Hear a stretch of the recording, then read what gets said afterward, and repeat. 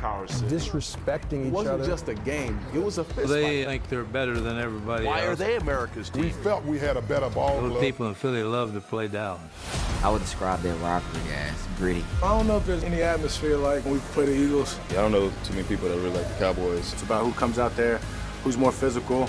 I know when kids are born in Philly, the first thing that they're taught is to dislike the Cowboys. If you bleed green, you got it. There's nothing they do special. The fans are very serious about this rivalry.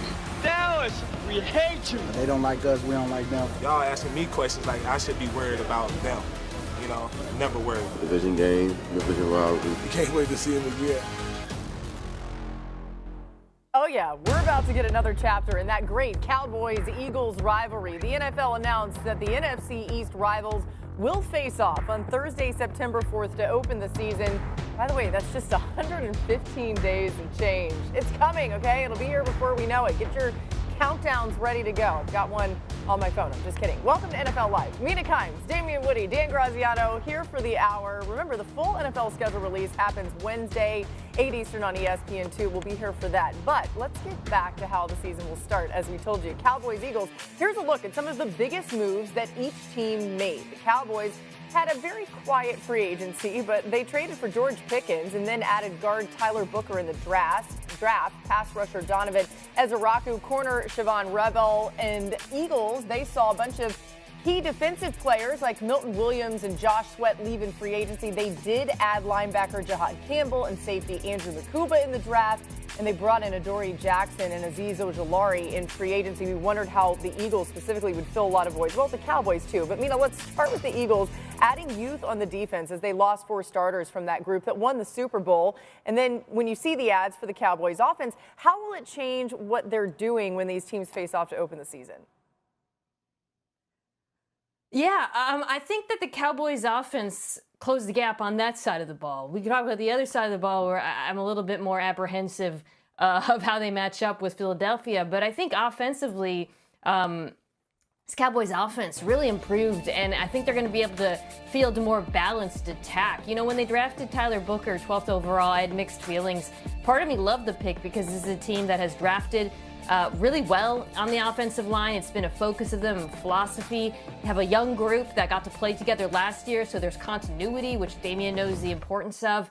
But I also felt like, dang, like really? No wide receivers for Dak Prescott, CeeDee Lamb getting double teamed. Then you go out and bring George Pickens, and suddenly it feels like the plan came together.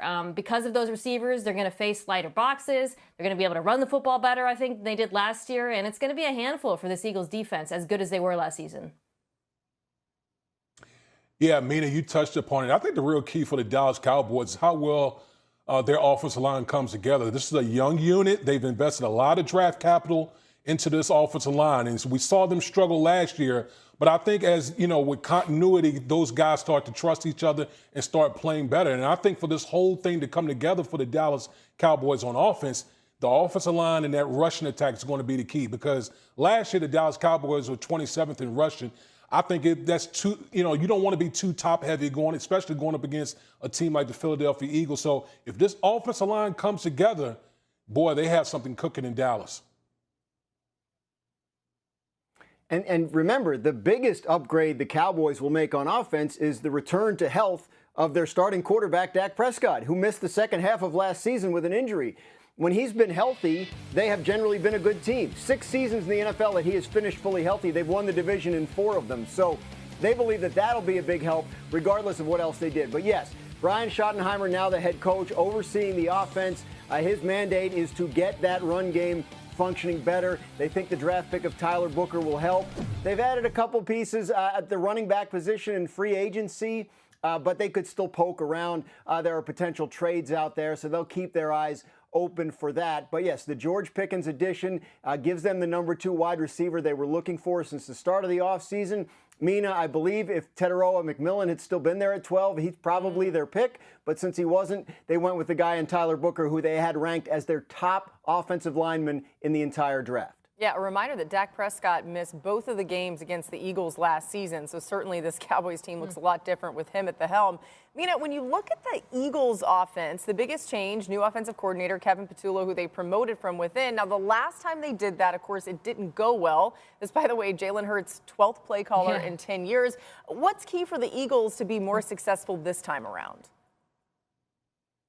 Yeah, well, on one hand, calling plays for this Eagles offense is not exactly rocket science. You got a top 3 or better offensive line, top 3 running back, top 3 wide receiver duo. You got an extremely good quarterback in Jalen Hurts, Super Bowl MVP. It's not exactly reinventing the wheel. But as you alluded to, Laura, the last time they had that change in terms of an offensive coordinator leaving, for a head coaching opportunity, it didn't go well with their Brian Johnson, who was offensive coordinator after Shane Steichen. It felt like he kind of hit copy-paste and didn't really develop or evolve the offense the way we saw last year with Kellen Moore, some tweaks, giving Jalen Hurts more answers versus the blitz, some of the evolution of the run game. So I think for Kevin Patullo, it really comes down to you don't have to make wholesale changes, but you do have to continue growing and game plan specific changes, integrating new personnel here and there. And I think those little tweaks, particularly in season, are going to be key to whether or not the Eagles can get back to the Super Bowl. Yeah, listen, this is the biggest thing I'm watching for with the Philadelphia Eagles. Listen, I don't expect wholesale changes offensively because, when you have the personnel that the Philadelphia Eagles have, there's no reason to do that. But every offensive coordinator have their own way of calling plays. And so that bears watching. And I think the biggest thing when you talk about a new offensive coordinator is how well they adjust in game. I think that's the biggest thing that we're going to see, how well, from series to series, half to half, how well, the new offensive coordinator will be able to adjust. I think that's going to go a long way to kind of ease and maybe some concerns going into the season on that side of the ball. Again, Thursday, September 4th, this kicks off the 2025 NFL season between the Cowboys and Eagles. By the way, ESPN Bet has the line out for Week 1. Eagles, early 7-point favorites. They are the defending Super Bowl champs. News out of Cincinnati to get to you guys. Trey Hendrickson made this statement today to ESPN. Quote, no communication has taken place between my camp and the organization post-draft. The offers prior to the draft did not reflect the vision we shared and were promised last offseason if I continue to play at a high level. Coaches are aware of these past conversations. Rather than using collaboration to get us to a point to bring me home to the team, they are no longer communicating. I have been eagerly awaiting a resolution of this situation, but that's hard to do when there's no discussion and an evident lack of interest in reaching mutual goals. The Bengals, of course, need Hendrickson on the field. In the last 3 seasons, Hendrickson has 39% of the Bengals sacks. That's the highest of any pass rusher in the NFL. 4 percentage points higher than the next closest player, who happens to be Myles Garrett at 35%. Graz, help us out here. What's going on with Hendrickson and the Bengals? Obviously, he's frustrated that the Bengals haven't offered him what he feels he deserves, and he's frustrated at the pace of the negotiations. Now, we have heard from Bengals front office people earlier this offseason. They feel that they've made fair offers to Trey Hendrickson and that he should be happy with them, but he's obviously not. Look, he says no communication since the draft. The draft was 2 weeks ago, so that's not necessarily like a massive gulf of time, and certainly no deadlines have been missed. But when the Bengals have had issues getting veterans signed to extensions in the past, the issue